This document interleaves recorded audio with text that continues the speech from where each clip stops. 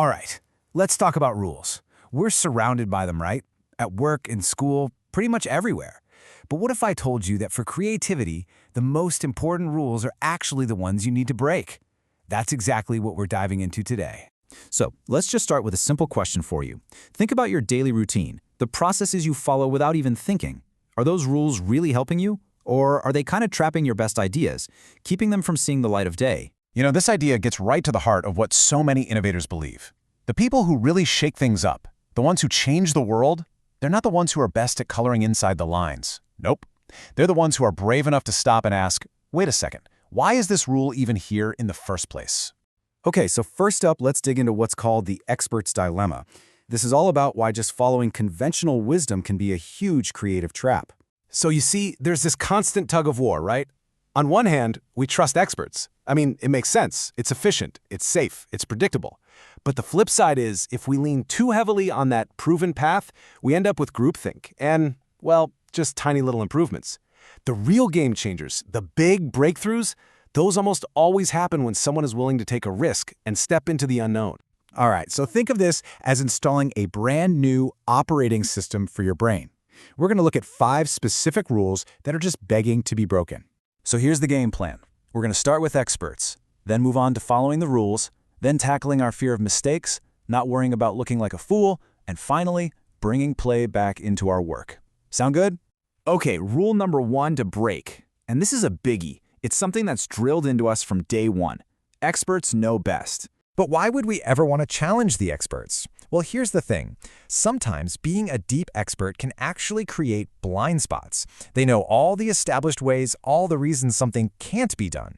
An outsider, though, they don't have that baggage. They're free to stumble upon the one reason it will work. And that fresh perspective, that's where so much innovation really begins. All right, moving on to rule number 2. This one is kind of like the first rule's close cousin. It's that simple, powerful idea that you should always follow the rules.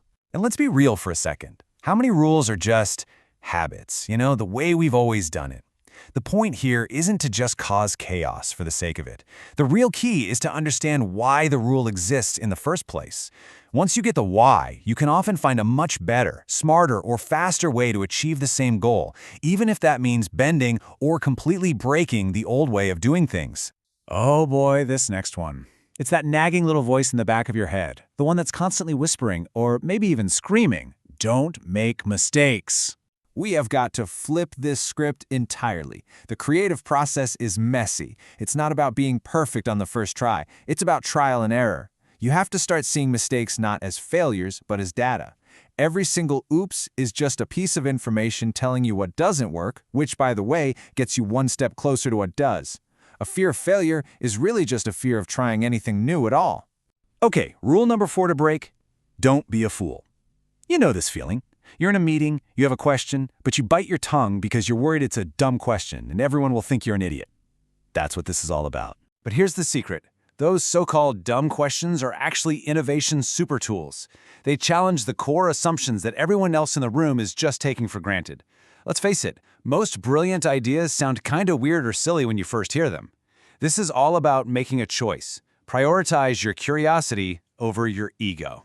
And finally, rule number 5. We have to break the idea that work is not play. I mean, isn't that what we're all taught? That work is serious and play is frivolous, and the two shall never meet?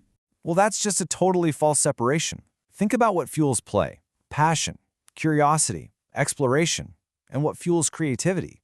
Exactly the same things.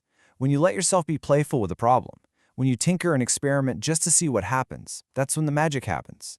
The most groundbreaking work often comes when you're so absorbed, so in the zone, that it doesn't even feel like work anymore. Okay, so this all sounds great in theory, but how do we actually do it? How do we make that shift from just being a follower to becoming an innovator? Look, this isn't about a massive overnight transformation. It's about small steps. So here's a little challenge for you. Just pick one of these to try this week. Question 1 expert assumption. Find one rule at your job and just ask why. When you make a mistake, consciously reframe it as data. Ask one foolish question in a meeting. Or find a way to make your most boring task just a little bit more playful.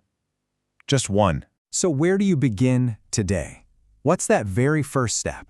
If there's one single thing to take away from all of this, it's this. Creativity is not some magical talent that you're either born with or you're not.